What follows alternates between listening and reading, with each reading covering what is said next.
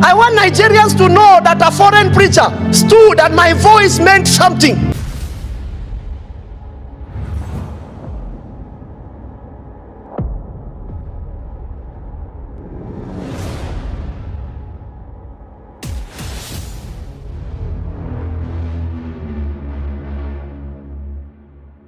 A very good evening and welcome back, ladies and gentlemen. Thank you very much for your greatest support.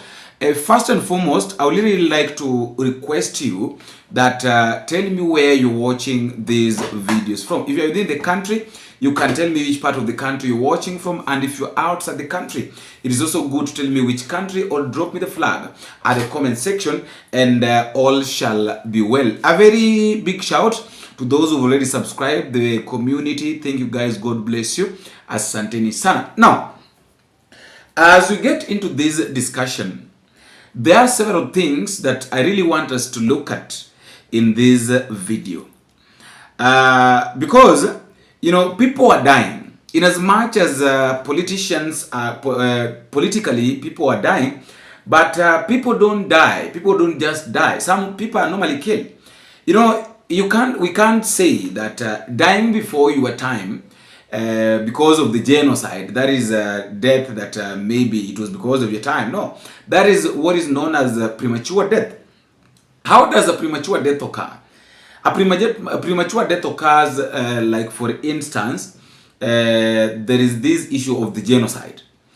Somebody just decided now to do the massacre, killing people, like what happened in Tanzania. We all witnessed. I think we talked about it, whereby over 1.5 thousand people, over 1,500 people have been killed because somebody wanted to remain in power, or maybe somebody wanted power by force, and therefore, when the people came out to defend their constitution, maybe to talk about this, they decided, the police of the military decided to shoot them because the military had already been bought.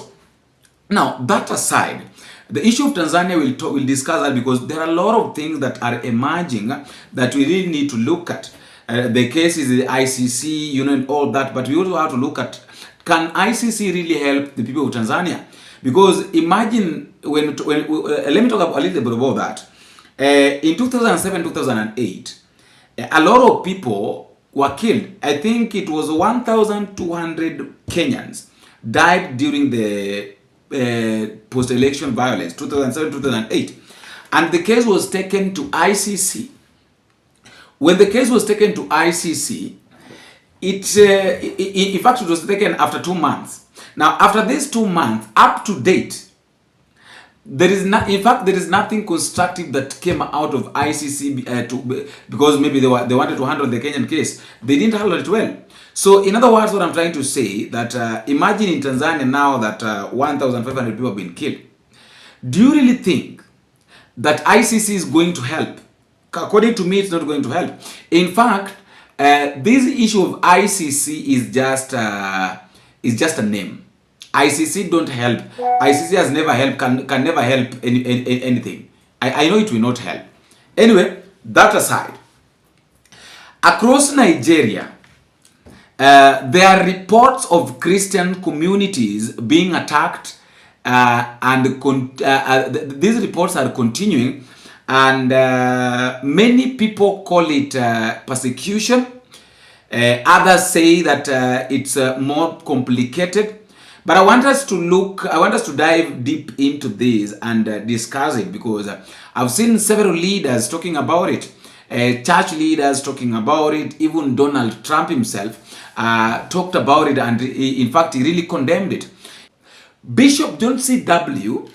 is saying something here, and in fact, he's really condemning this thing, because remember, people are being killed in Nigeria. Pastors are silent. Politicians are silent. Nobody is coming publicly to condemn this. They fear that if they come out to condemn it, they might also be killed. I want us to listen to Bishop John C.W. talking about this. I want Nigerians to know that a foreign preacher stood and my voice meant something. I have no tithe coming from Nigeria. I have no offering. So I have all reasons not to be part of it. But this has nothing to do with givings. I came to know in the kingdom there is neither Jew, there is neither Gentile, there is no Greek, there is no Nigerian, there is no Kenyan, there is no Ghanaian, there is no Ethiopian, there is no Egyptian, there is no Rwandese, there is no Burkina Faso, there is nothing like that. They are only men of the kingdom, and when you touch one, you touch all.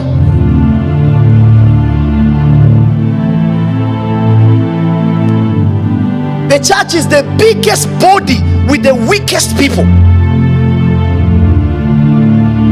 You that have been trusted to be the hands of the church, you hold the sword. When it's time for battle, you swing. That's why we are called members of one body. You that is the salvation, your work is to tell people and bring us many to the kingdom. You that are the breastplate of righteousness, your work is to protect the integrity of the gospel. You that is the belt of truth, you keep the confines of the word of God operating under the influence of its light. You that are the feet of the gospel, you make sure that there is no intoxication in the message. You go from level to level, Nigeria, Ghana, Kenya, preaching the everlasting message. That's what you call the body. Maybe in this body my work is to swing, your work is righteousness. Help me, you let me swing. You come and build your work, another one comes and builds his work. You know, this week I called my media team. I saw a vision, and the Lord told me, tell the sleeping giants to arise. Giants that are sleeping, men of war and have no victory in their lives.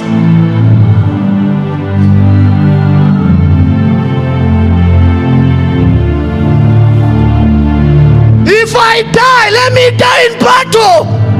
Even though some of the Muslim leaders also were trying to warn Donald Trump against engaging himself in things that are happening in Nigeria, which according to me, I think that this Muslim sheikh wasn't supposed to talk about this like this, about this thing like this, because lives are being lost. Yes, maybe he might say that people are accusing the Muslims of doing the genocide, or maybe of killing, but we need to ask ourselves that why is it the Christians are being killed? The best thing now is for Nigeria to warn the president of America and tell him to retract his threat, because it's a direct threat, even ordering the Pentagon to be ready to attack Nigeria. For what? Nigeria should, the president should retract such, or else we sever our relationship with America. There are a lot of Christians who have known that the narrative is wrong. It's a representation of reality on ground. Many Christians know that. So Nigeria should reciprocate whatever the tune of Trump's allegations are, because he did it not in a diplomatic way. And the politicians, ethnic and ideological forces driving this violence. What is going on? Some politicians are silent. Some church leaders are silent.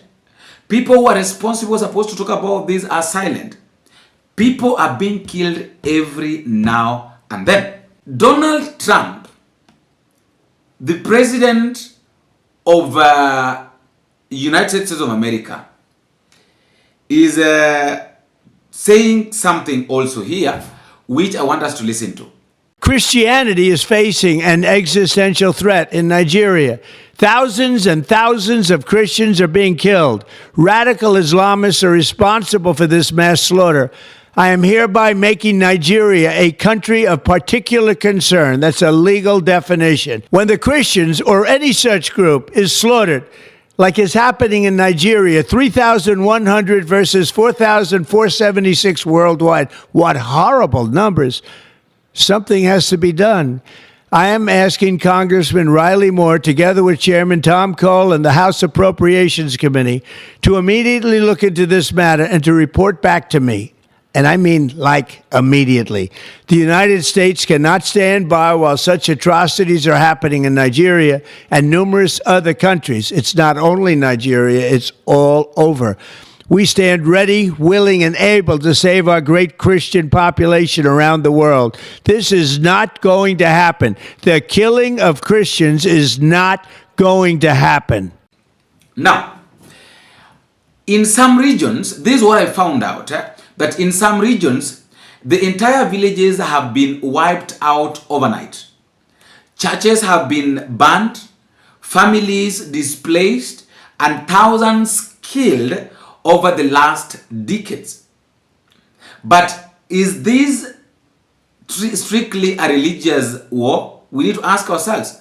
When you try to look at this thing, do you really think that it is strictly a religious war? Or it's something bigger is happening beneath the surface? First and foremost, what is really happening?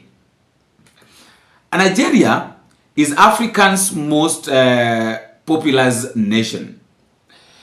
Half Christians, half Muslims. But in the middle belt of and the north, this mix has become a flashpoint, whereby extreme groups like Boko Haram and ISWAP have openly targeted Christian villages, churches, and pastors. In rural areas, armed militias often linked to ethnic Kada groups clash with Christian farming communities. The results: killings, kidnappings, and mass displacement. Some organizations say thousands of Christians are killed every year, but even these numbers are debated. Why is it that this thing is happening in Nigeria? This is not a driven. This is not something that is being driven like a narrative or of a single factor. It's a combination of religion, land, politics, and economics, which is supposed to be really looked at very deeply. First of all, we start with the extremist ideology, and then we talk about groups like Boko Haram, which targets Christians internationally for refusing to convert, for attending church, or simply for representing Western styles education and democracy. I want us to talk about this thing a little bit. I repeat this. Now, extremist ideology, and now this is why these people are being killed. Groups like Boko Haram are targeting Christian internationally for refusing to convert, for attending churches, and also simply for representing Western style of education and democracy. Why am I saying that we really need to dwell here? The issue of killing Christian and the issue of Boko Haram, it is not something that is happening only in Nigeria. This thing is happening worldwide, whereby you find that if you are a Christian, if they realize that you are a Christian and you don't support their culture, what they do, they kill you. The issue of Western style of education is also a factor. There is a group that believes that thing that they are doing, that is the only thing that needs to be done. But is this thing happening because of the weak government protection? The answer might be yes. Why? Because in many cases, attacks happen without timely police or military response. Communities say perpetrators are rarely arrested, which fuels anger, fear, and a sense of abandonment. This one happens not only in Nigeria. You know, when I talk about this, I'm not talking about this because it's only happening in Nigeria. I'm talking about it globally, worldwide, because this is something that is even affecting us in Kenya, whereby we have got the bandits. Now, when the bandits decide to kill, when the bandits decide to raid a place and attack, what normally happens? What is normally their intention? What is normally their intention of attack? What is normally their intention of killing? Those are the questions that we really need to ask ourselves. It is because of these things that happen. Is it because of political manipulation. Politicians sometimes use ethnic and religious identity to gain power, which all of us knows that politicians sometimes use ethnic and religious identity to gain power, deepen divisions, or mobilize voters. This adds fuel to an already tense situation. We are in Kenya. How does this affect us? We need to ask ourselves that how is it that this thing is affecting us as Kenyans? We've seen severally politicians going to different churches. When they go to churches, they use the pulpits to insult other politicians. They use the podiums that they have to cause political ethnicity, like hawa sio watu wazuri, hawa sio watu wazuri, hawa ndio watu wazuri. Something that really need to be studied. Now, if we study this thing, the questions that we need to ask is that should we continue giving politicians podiums and pulpits to insult others, cause mayhem, cause chaos, talk negatively about different tribes so that they can be seen as the only tribe or maybe as the only people who are worthy to be listened to? The questions, you need to answer that in the comment section. Now, what is is this really a precaution or general violence? Here is what the debate becomes and where the debate becomes intense. Christian advocacy group calls it persecution or even genocide. But Nigerian officials argue that Muslims are also victims of terrorism and that calling it a Christian genocide oversimplifies a complex conflict. The truth is this: Christians are disproportionately targeted in certain regions, especially by extremist groups. But the broader violence affects many communities, both Christians and Muslims, and is tied to governance failures and economic pressure. The impact on communities. The human cost is heartbreaking, whereby we have got family displaced, churches destroyed, farmers murdered in their fields, children kidnapped for ransom, women trafficked or forced into marriage, and entire villages abandoned. These attacks create trauma that lasts for generations. The global response. The international governments, human rights groups, and churches have raised alarms. I think you've heard what Bishop John C.W. have said, and whereby some Nigerians, some say that Nigeria isn't doing enough. Others warn that labeling the conflict incorrectly may escalate tension. Meanwhile, global powers, including the United States of America, are pressuring Nigerians to take stronger action against extreme groups. What really needs to change? For real, change, expert says Nigeria, for real change, expert says Nigeria must, 1, improve security and rapid response, 2, address land dispute and climate pressure, 3, prosecute attacks no matter their religion, 4, strengthen dialogue between Muslim and Christian communities, and lastly, support victims with trauma care and rebuild program. Because without this, the circle of violence will continue. You know, I understood something that sometimes when the killing continue, or when the killing of Christians, or maybe of when the killing become too much, this is what normally happens. That it's normally a strategy, but sometimes it's also part of a larger story about extremism, whereby inequality and national struggle, where national struggle, you know, to protect its people.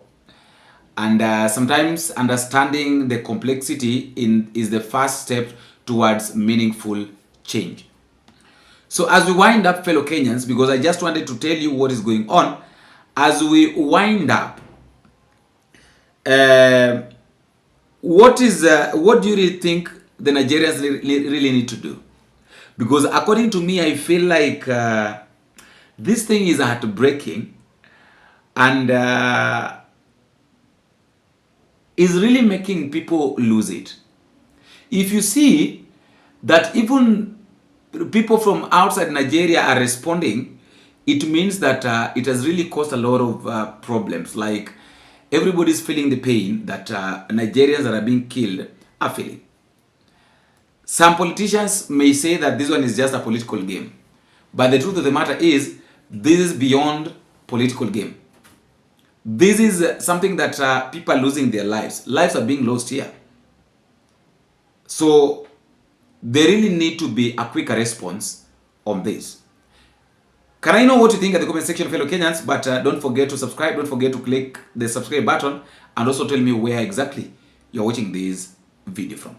Until we meet again, I have been your host, Boniface. Bingo.